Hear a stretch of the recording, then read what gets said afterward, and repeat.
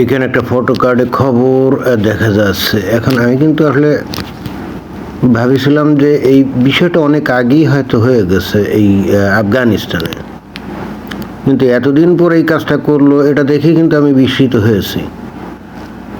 কারণ আজকে থেকে আরও তো কত 5 বছর আগে এই আফগানিস্তানে খাঁটি সহি ইসলামী শাসন চালু হয়েছে, একেবারে খাঁটি ইসলামী শাসন, শরিয়া শাসিত আইন চালু হয়েছে। তো এতদিন আফগানিস্তানের ইসলামী সরকার এইটা কি খেয়াল করে নাই নাকি? এই জন্য আমি কিন্তু একটু আশ্চর্যই হলাম। তো ঘটনা কি? ঘটনা হচ্ছে, খবর যেটা দেখা যাচ্ছে সেখানে বলছে যে আফগানিস্তানে স্মার্টফোন নিষিদ্ধ করলো তালেবান সরকার। তো এটা কি অনেক দেরি হয়ে গেছে না? আমি তো ভাবছিলাম যে আরও অনেক আগেই হয়তো বা এটাকে নিষিদ্ধ করা হয়েছে, এবং নিষিদ্ধ করার অনেকগুলো কারণ আছে। নিষিদ্ধ করার অনেকগুলো কারণ আছে এবং সবগুলো কিন্তু একেবারে সহি ইসলামী কারণ। প্রথমত এই যে এই মোবাইল স্মার্টফোন আর কি, স্মার্টফোন যেটাকে আমরা বলি, তো এইটা তো ইহুদি নাসারা কাফেরদের তৈরি, তাই না? ইহুদি নাসারা কাফেরদের তৈরি, এবং সেই হেতু এটা at the first place it should be illegal in Islam, and that's why Taliban government should have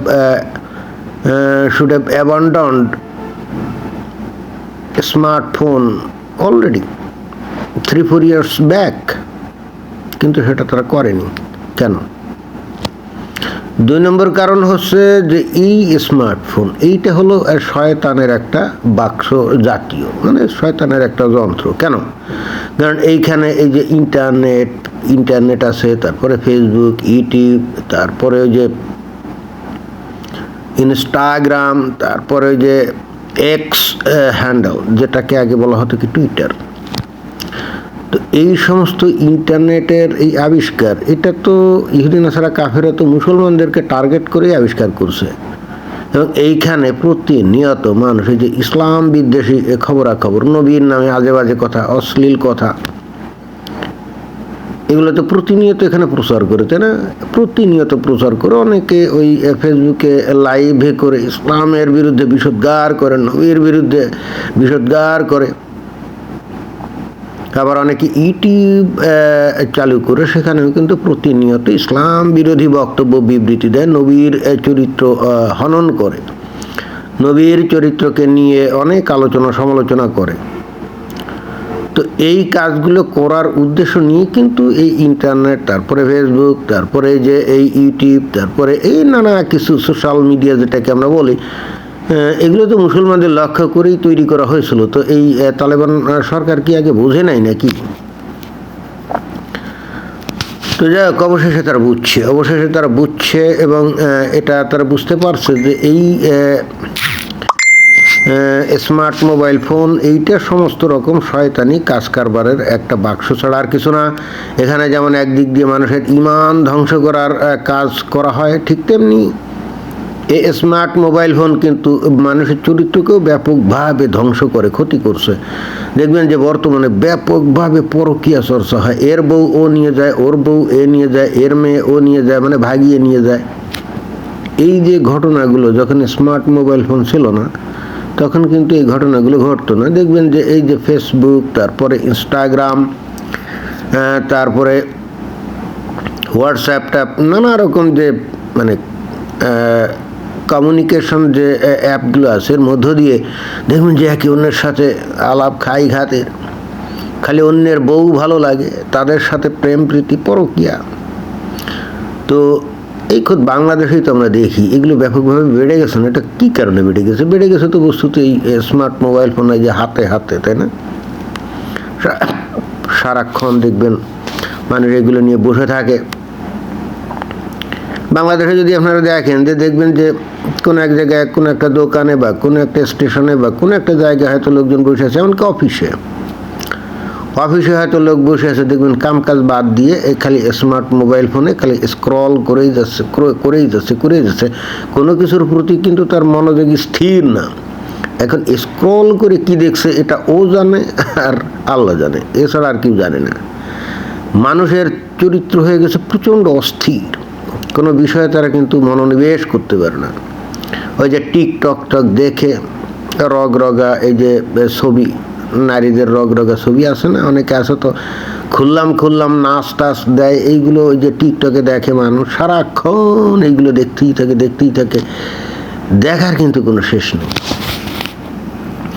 এমনকি অফিস থেকে হয়তো বাড়িতে আসছে, বাড়িতে এসেও দেখবেন যে তার ওয়াইফ বা তার ছেলে মেয়েদের সাথে কথা বলার টাইম নেই, ওই সারাক্ষণ মোবাইল ফোন স্ক্রল করেই যাচ্ছে, এখন করে কি খুঁজছে সে ওই জানে আর আল্লাহ জানে।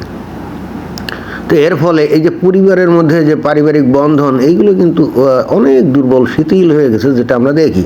বাংলাদেশের মানুষ যদিও প্রচণ্ড ধর্মান্ধ হয়ে গেছে, but at the same time এই স্মার্ট মোবাইল ফোনের কারণে তাদের পারিবারিক বন্ধনগুলো অনেক দুর্বল হয়ে গেছে। এবং একই সঙ্গে যেহেতু পারিবারিক বন্ধন অনেকটাই দুর্বল হয়ে গেছে, সেই হেতু দেখবেন এখন স্ত্রীকে তো স্বামী সময় দেয় না, তো তখন স্ত্রী হাতেও তো স্মার্ট মোবাইল ফোন, তো সেও তো ফেসবুকে ঘোরে, তো তারেও ওই দুই একজন মানে হাই হ্যালো দেয়, তাই না?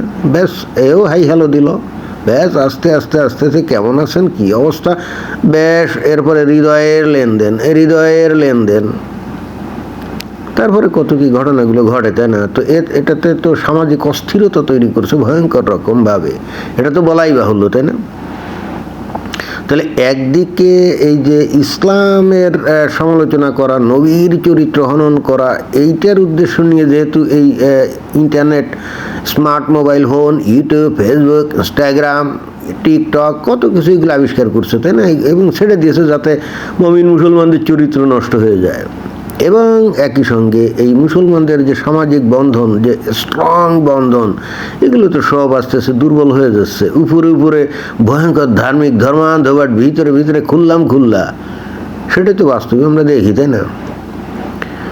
তো ইত্যাদি বিষয়গুলো হয়তো এই আফগানিস্তানে তালেবান সরকার লক্ষ্য করছে, এগুলো তারা লক্ষ্য করেই তারা কিন্তু এই ধরনের একটা কঠিন সিদ্ধান্ত তারা নিয়েছে যে এটা নিষিদ্ধ করতে হবে। সমাজের স্থিরতা, সমাজের শৃঙ্খলা রক্ষা করার জন্য এই স্মার্টফোনকে নিষিদ্ধ করা ছাড়া আর কোনো গতি নাই, এবং তারা সঠিক সিদ্ধান্ত নিয়েছে।